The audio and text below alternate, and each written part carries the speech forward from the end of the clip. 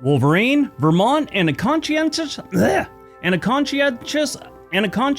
holy man, I can't even say it. It is my first day back, but he is a conscientious objector. Gets the Medal of Honor. All on this day. Welcome back to On This Day. Today's date is October 12th, 2022. It is the 285th day of the year. We got 80 days left. It is the 41st Wednesday in the 41st week and the 21st day of fall. There are 70 days left until winter.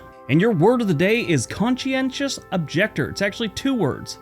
The Oxford Dictionary says that a conscientious objector is a person who, for reasons of conscience, objects to complying with a particular requirement, especially serving in the armed forces. It means they won't pick up a gun. More on that later. If today's your birthday, you are a Libra. Today is National Vermont Day. On October 12th, the Green Mountain State is recognized on National Vermont Day. It is the 14th state to join the United States. The state derives its name from the French word vert for green and mont for mountain.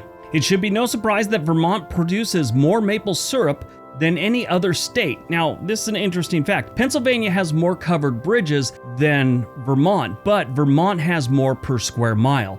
They're beautiful. Beautiful landscape, beautiful covered bridges.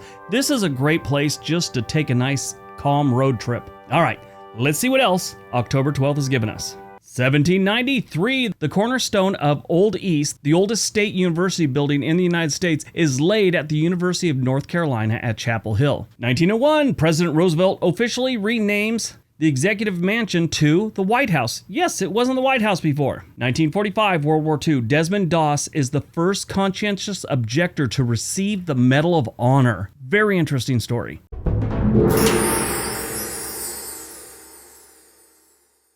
Desmond Thomas Doss was born on February 7th, 1919 in Lynchburg, Virginia. And he was a corporal in the United States Army who served as a combat medic in an infantry company during World War II. He was twice awarded the Bronze Star for his action on Guam and in the Philippines. Not a lot of people realize this, but the United States Army, not just the Marines, were involved in the Pacific War. Doss further went on to distinguish himself in the Battle of Okinawa by saving 75 men. And that's how he became the only conscientious objector to receive the Medal of Honor. I'm having a really hard time saying conscientious objector today. I don't know what it is. I think it's I just got back from vacation and we're moving forward. Now, there was a documentary about him in 2004. There was also an Oscar-winning movie called Hacksaw Ridge, which he was portrayed by Andrew Garfield. That was a pretty good movie. Until I started reading this, I didn't know that was actually based on a real person. Doss was raised in Lynchburg, Virginia, and he was a devout Seventh-day Adventist. And his mother installed the Sabbath-keeping, nonviolence, and vegetarian lifestyle. That's right, vegetarianism's been around a long time. It didn't just start in California in the 1970s. That's why when he was drafted, he said, fine, but I don't pick up a weapon. I will not kill another human being. That did not mean he was a coward. A lot of people thought that's why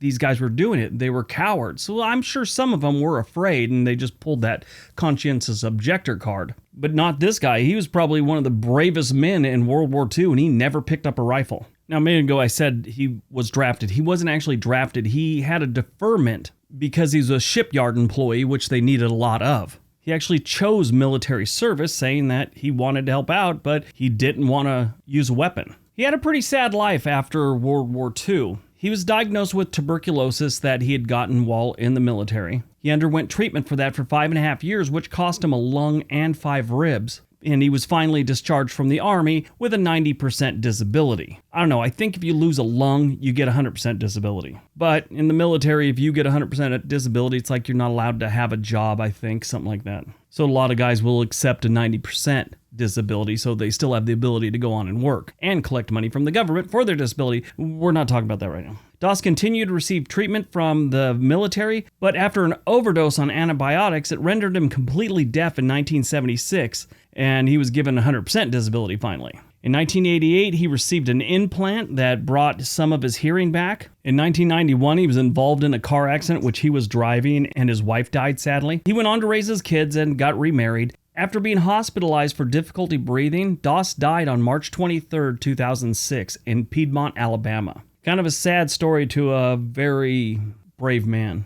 1983, Japan's Prime Minister, I can't even pronounce his name, Tanaka, that's as far as I got, here it is right here, is found guilty for taking $2 million in bribe from the Lockheed Corporation and sentenced to 4 years in jail. Movies released on October 12th, 2018, Beautiful Boy. This was a good movie. It's very sad and it's a drama. So, I mean, be prepared to cry a little bit if you watch it, but it starred Steve Carell, Timothy Hutton, and a bunch of other people you probably saw at some point on ER. I was looking at all the people on here, and a bunch of them had parts on ER at one point or another. Anyway, Steve Carell stars in this movie, and it's a biographical drama chronicling the experience of survival and recovery from a family coping with addiction. And it is based off a book by David Sheff about his son, Nick Sheff, and it's called A Father's Journey Through His Son's Addiction and Tweak, oddly enough. Good movie, though. Very sad.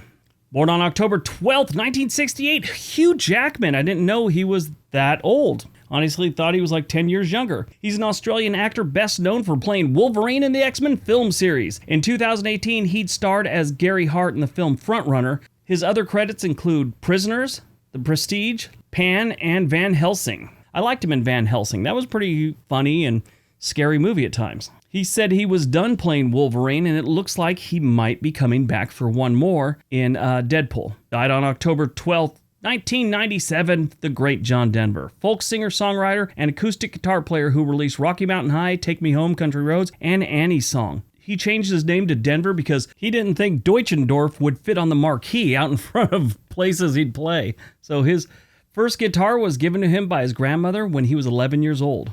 After creating numerous hits throughout the 1970s, he began focusing on humanitarian work, especially conservation projects. John Denver was actually dropped by his record label, and he was still a pretty good artist. He was still selling, but in 1986, he was released by RCA. Now, there's a reason for this. He made a song called What Are We Making Weapons For? And it was about exactly what it says. Why are we making weapons? Just to go to war and all that? Well, RCA at the time was owned by General Electric, who was also a pretty big defense contractor, and they didn't like it. They didn't want anything to do with him anymore. So even though he was still a moneymaker for them, they dumped him. John Denver died on this day in 1997, not too far from where I lived in Monterey, California. He left Monterey Airport in an experimental aircraft, which he was very into, and he crashed into the Pacific Ocean and didn't survive. He was only 53 years old.